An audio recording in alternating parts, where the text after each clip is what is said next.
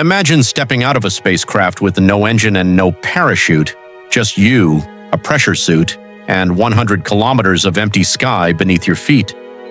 What actually happens to a human body falling from space? The answer is stranger and far more violent than most people imagine. We call it the Kármán Line, 100 kilometers above sea level, the boundary where atmosphere fades into vacuum. Above it, there is no air to breathe, no air to slow you down, and no air to shield you from raw solar radiation. Fall from here, and for the first 25 seconds, you are not falling through air, you are falling through nothing.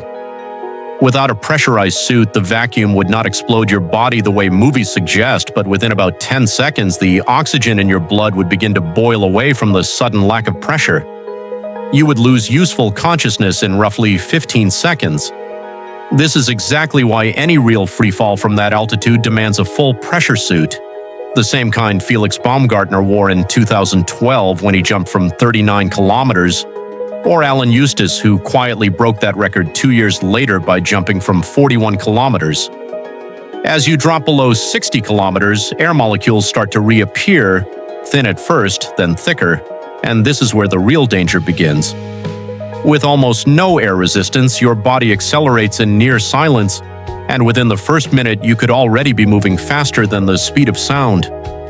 Baumgartner became the first human to break the sound barrier without a vehicle, reaching 1,357 kilometers per hour during his descent. There was no dramatic sonic boom for him, because sound behaves differently in thin air, but the forces on a tumbling body at that speed are enormous, and an uncontrolled spin can build G-forces strong enough to cause a fatal blackout. That is exactly why his team built a drogue stabilization system as a backup, ready to deploy if his body began spinning out of control. At these altitudes, temperatures can plunge below minus 60 degrees Celsius, and exposed skin would freeze within moments. This is another reason the suit matters just as much as the parachute itself, since thermal insulation is a life or death layer, not a comfort feature. As the air thickens on the way down, drag increases and the fall stops accelerating. Around 30 kilometers up, most jumpers reach terminal velocity, and for a human body in a stable belly-down position, that speed settles around 200 kilometers per hour. Below that altitude, the sky finally starts behaving the way we intuitively expect it to. Now push it further.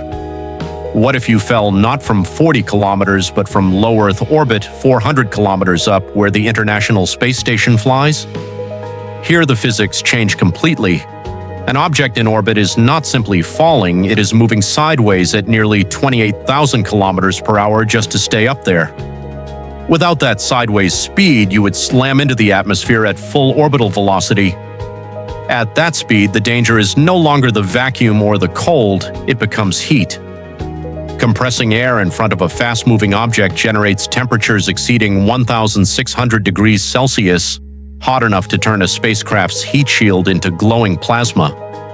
A human body, even wrapped in the best suit ever engineered, has no realistic way to survive an unshielded re-entry from orbital speed. This is exactly why every crewed spacecraft returning to Earth depends on a heat shield built precisely for this, absorbing heat that would otherwise be fatal in seconds.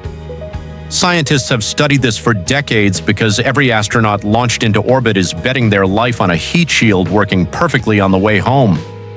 Engineers test these materials in wind tunnels that simulate re-entry, layering ceramic tiles and ablative coatings designed to burn away slowly, carrying heat away instead of letting it reach the crew. It is a strange kind of protection built from the idea of controlled destruction, sacrificing a thin outer layer so everything underneath survives. So the highest a human has ever survived falling from remains those stratospheric jumps, 41 kilometers, not 400. Everything beyond that boundary requires a vehicle, a heat shield, and a carefully controlled descent, because past a certain point, falling stops being about parachutes and starts being about physics that no human body can outmuscle alone.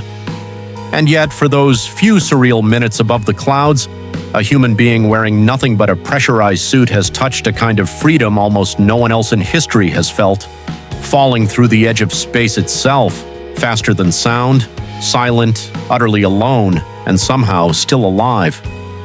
If this made you look at the sky a little differently, hit like, subscribe for more deep dives into the universe, and drop a comment below. Would you ever take that jump?